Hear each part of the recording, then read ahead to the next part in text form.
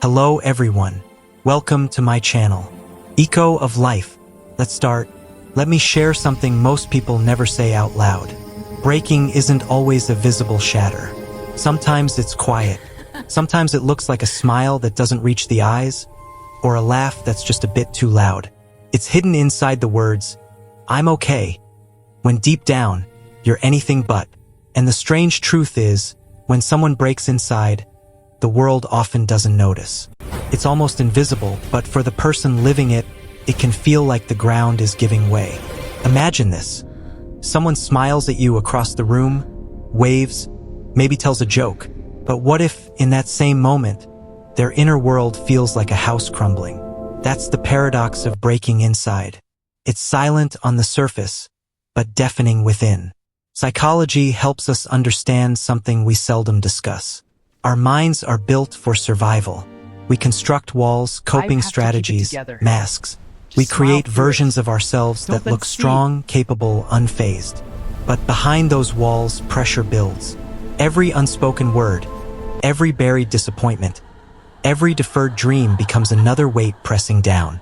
And when that pressure hits a threshold, something quietly fractures inside. Experts call this emotional dissonance, when the outside doesn't match the inside. It's one of the most draining states a person can live in. And here's something important. Breaking inside rarely comes from one big, catastrophic event. More often, it comes from the small things. The text that never arrived. The apology you never received. The promise you kept when no one else did. Tiny, repeated fractures in the spirit, until one day you realize you don't feel like yourself anymore. The story goes deeper. When people break inside, they don't always collapse. Some keep going. They show up to work. They laugh at family dinners. They send emails, post updates, keep life moving. Psychology shows us something called the masking effect. When individuals suppress true emotions, even from themselves, they convince themselves they're fine, until the mask grows so heavy it's hard to carry. Why do we do this? It's rooted in social conditioning. From a young age, many are taught to hold it together. Don't cry in public. Don't show weakness. Don't let others see you struggle. That conditioning helps us function, but it also teaches us to abandon parts of ourselves. We trade authenticity for acceptance. Slowly, we lose the language to express what we truly feel. That's why breaking inside often feels so lonely. It's not that others don't care. It's that they don't see it. Have you ever noticed that when you hold back tears for too long, even small kindnesses make you want to cry? A stranger holding a door, a song on the radio. That's not weakness. That's emotional spillover. The mind can only hold so much unprocessed pain before it spills into unexpected places. Those spills are signals, signs that what's breaking inside is reaching the surface, asking to be acknowledged. So how do we recognize it? In ourselves or in others? Psychology offers clues. A sudden loss of interest in things that once mattered. A lingering sense of emptiness. Irritability that feels out of place. Trouble sleeping or sleeping too much. These are small signs, but together they paint a picture. If you see yourself here, pause. Breathe. It doesn't mean you're broken beyond repair.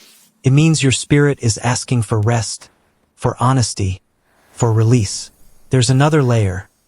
Breaking inside often disguises itself as strength. The person who says, "I don't need anyone," may be the one longing for connection most. The one who laughs loudest in a crowd may cry hardest alone. This is called reaction formation, a defense mechanism where we express the opposite of what we feel to protect ourselves. Once you recognize it, you see it everywhere. The brave face, the constant humor, the calm exterior. Sometimes these aren't masks of joy, they're shields of survival. Understanding this changes everything. Breaking inside becomes less of a silent prison and more of a language. It's your inner self communicating through cracks and shadows, saying, "You don't have to be perfect. You don't have to hold it all together. You need space to be human." Now consider this. What if breaking inside isn't the end of strength, but the beginning? What if the cracks aren't flaws, but openings for light to enter? Let's explore what happens after the break. Breaking inside doesn't have to end in despair. Psychology shows that these moments of inner fracture can be transformative. They force the heart and mind to confront what's been avoided. It's uncomfortable, even frightening, but it's also where resilience is planted. Think of a tree in a storm. The wind bends it, sometimes nearly snapping its branches. Yet after the storm passes, the tree often grows stronger roots. Breaking inside is the storm. Your emotions, your inner self, they're the tree. And the cracks? They're not just fractures. They're invitations to grow, to shift, to rebuild with awareness. One of psychology's most compelling ideas is post-traumatic growth. The notion that after profound internal struggle, if navigated consciously, a person doesn't just return to who they were, they evolve. They often become more empathetic, more self-aware, more capable of deep connection. That's why those who have felt deeply broken often carry a wisdom others may not access. A strength built not from denial, but from surviving, observing, and integrating the fracture. This isn't about quick fixes or motivational quotes. Breaking inside is a process. The first step is recognition, naming it, seeing it. Many try to run, filling emptiness with distractions, overwork, or noise. But the moment you stop running, the moment you allow yourself to feel what's happening, is when the mind begins to reorient itself. This is emotional processing, giving yourself permission to fully experience emotions, privately or with someone you trust. Writing, reflecting, understanding triggers and patterns. The slow, sometimes painful, but profoundly liberating. Our brains are designed to heal emotionally. Neuroscience shows that with space, reflection, and support, neural pathways that encode pain can, over time, rewire into pathways of understanding, empathy, and resilience. Now, why do relationships often feel strained when we're breaking inside? It's due to emotional contagion. Humans naturally mirror the emotions of those around them. When someone breaks silently, their cues can be ambiguous, causing confusion and tension.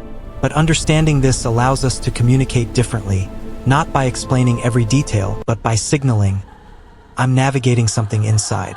I need space and understanding. That simple shift can turn friction into support. Another insight, those who break inside deeply often develop enhanced emotional granularity, the ability to identify subtle differences between emotions. It's not just sad or angry, it's the quiet ache of missing someone before you realize they're gone, the simmering frustration of unmet hopes, the bittersweet blend of nostalgia and longing. This ability, born from breaking, becomes a hidden strength, a lens through which life is felt more fully. Let's not romanticize it. Breaking inside is lonely, can feel endless. There are days when the weight seems unbearable, when every step forward feels followed by 2 steps back. That's real. That's human. What changes everything is integration. Weaving the pain, the fracture, the inner chaos into your story rather than fighting it. You don't erase the breaking. You honor it. You let it become part of your narrative, not the definition of your downfall. Imagine looking into a mirror and seeing not just your reflection, but the invisible cracks that shaped your resilience, your empathy, your wisdom. Many fear that reflection, but when we dare to confront it, we start to see beauty where there was once only pain. Psychology calls this meaning-making, the process of assigning understanding, purpose, and narrative to experiences that feel chaotic. It's the bridge from breaking to becoming. Let's go deeper. Self-compassion is one of the most powerful antidotes to inner collapse. It's not indulgence or laziness. It's treating yourself with the same kindness, patience, and understanding you'd offer someone you love deeply. Saying, it's okay that I'm struggling. It's okay that I feel broken. This doesn't make me less. It makes me human. Neuroscience shows self-compassion activates brain regions linked to safety and connection, easing the impact of stress. It teaches the mind to hold itself gently as it heals. Here's another curiosity. Breaking inside often sparks creativity. Artists, writers, thinkers. So many speak of pain transforming into expression. When fractured, we see the world differently. We notice subtleties. We feel with clarity. That's why art that touches raw, unspoken human experience resonates so deeply. Breaking tunes perception. It sharpens empathy, connection, and creativity. Finally, breaking teaches us impermanence. Nothing lasts. Joy, pain, grief, happiness. All of it flows. When we break, we glimpse life's fragility. And with that glimpse comes clarity. We begin to cherish fleeting moments, notice beauty in the ordinary, approach others with gentleness. This awareness doesn't erase the struggle. It transforms it into something sacred, something profoundly human. So what do we take from this? Breaking inside is not a failure. It's a signal, a teacher, a passage through which the human spirit can grow, expand, and deepen. This process is universal. Every person carries the potential for fracture and for growth. The difference lies in whether we acknowledge the break, listen to its message, and allow ourselves to be changed by it. Let me leave you with this. The cracks in your heart, the silent fractures, the hidden ache, they are not weaknesses. They are the outline of the person you are becoming. They are proof you have survived, that you have felt deeply, that you have lived. If you tend to these cracks with awareness, compassion, and courage, you may discover something extraordinary. The depth of your suffering can become the depth of your wisdom. The silent breaks inside can give rise to the strongest, most authentic self you'll ever know. And in that quiet, fragile space between what was broken and what is healing, you realize something profoundly true. To break inside is not to end. It is to begin again, wiser, gentler, and more alive than before. Thank you for watching my video. Please subscribe my channel. For more update,